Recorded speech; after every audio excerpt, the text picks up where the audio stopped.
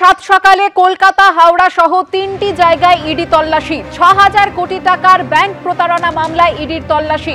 আমাদের প্রতিনিধি প্রকাশ সিনহা রয়েছেন আমাদের সঙ্গে, সরাসরি চলে যাব। প্রকাশ, কোথায় কোথায় এই তল্লাশি অভিযান চলছে?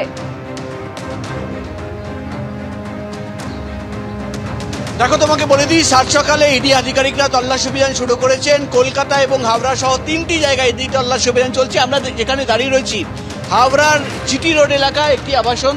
তুমি দেখতে পাচ্ছ সামনে কেন্দ্রীয় বাহিনীর জওয়ানরা, ভেতরে যে বিল্ডিং আমরা দেখতে পাচ্ছি তার উপরেই কিন্তু ইডি আধিকারিকরা রয়েছেন এবং দীপক জৈন বলে একজন ব্যবসায়ী, তার বাড়িতেই কিন্তু এই মুহূর্তে তল্লাশি অভিযান চালানো হচ্ছে। এবং তোমার মনে থাকবে যে কিছুদিন আগেই শিল্পপতি সঞ্জয় সুরেখাকে গ্রেপ্তার করা হয়েছিল এবং সঞ্জয় সুরেখার বিরুদ্ধে যে ইডির অভিযোগ ছিল যে ৬,০০০ কোটি টাকা ব্যাংক প্রতারণা, অর্থাৎ একাধিক ব্যাংকের কাছ থেকে, কলেজিয়ামের কাছ থেকে বা ৬,০০০ কোটি টাকা ব্যাংক প্রতারণার একটা অভিযোগ ছিল।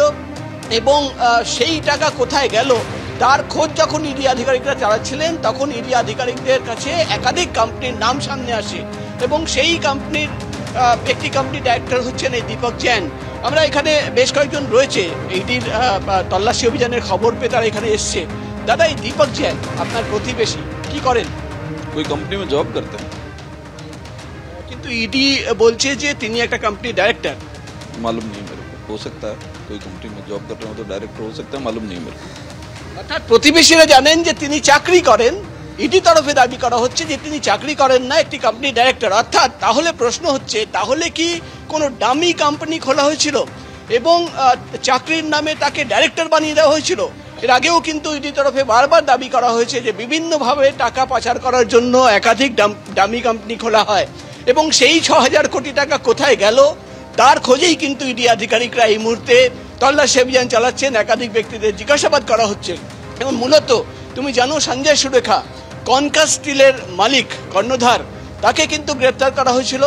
তার বিরুদ্ধেই অভিযোগ যে ৬,০০০ কোটি টাকা তার কোম্পানি বিভিন্ন ব্যাংক থেকে তুলেছে এবং সেটা প্রতারণা করেছে এবং সেই টাকার খোঁজেই কোথায় কোথায় কোম্পানির অ্যাসেট রয়েছে, কোন কোন কোম্পানির মাধ্যমে টাকা ঘোরানো হয়েছে বা পাচার করা হয়েছে, সেই সূত্র ধরেই কিন্তু একাধিক কোম্পানির সূত্র ধরে আজকে কিন্তু ইডির এই মূলত তল্লাশি অভিযান। এবং যেটা ইডি সূত্রের খবর যে একসঙ্গে 3টি জায়গায় 3টি কোম্পানির নাম সামনে আসে যে কোম্পানির মাধ্যমে টাকা পাচার করা হয়েছে। সেই 3টি কোম্পানির 3 জন ডাইরেক্টর, তাদের বাড়িতেই কিন্তু এখন ইডি আধিকারিকরা তল্লাশি অভিযান চালাচ্ছেন। মূলত এই ৬,০০০ কোটি টাকা কোথায় গেল, কিভাবে কোথায় পাচার করা হয়েছে, কোথায় কোথায় সম্পত্তি কেনা হয়েছে এবং যে কথা প্রতিবেশী দাবি করছেন যে তারা জানেন যে দীপক জৈন তিনি এক জায়গায় চাকরি করেন, কিন্তু আসলে তিনি চাকরি করেন না, তিনি হচ্ছেন একটি কোম্পানির ডাইরেক্টর। তাহলে কি ডামি কোম্পানি, ভুয়ো কোম্পানি খোলা হয়েছিল, সেই কোম্পানি ভুয়ো কোম্পানিতে নিজের কর্মচারীকে বা কর্মীকে ডাইরেক্টর বানানো হয়েছে? একাধিক প্রশ্ন রয়েছে যার উত্তর খোঁজার জন্যই কিন্তু আজকে ইডির এই তল্লাশি অভিযান। মূলত ৬,০০০ কোটি টাকা যেটা প্রতারণা করা হয়েছে, সেই টাকা কোথায় গেল তার খোঁজেই কিন্তু আজকে ইডি আধিকারিকরা এই তল্লাশি অভিযান চালাচ্ছেন।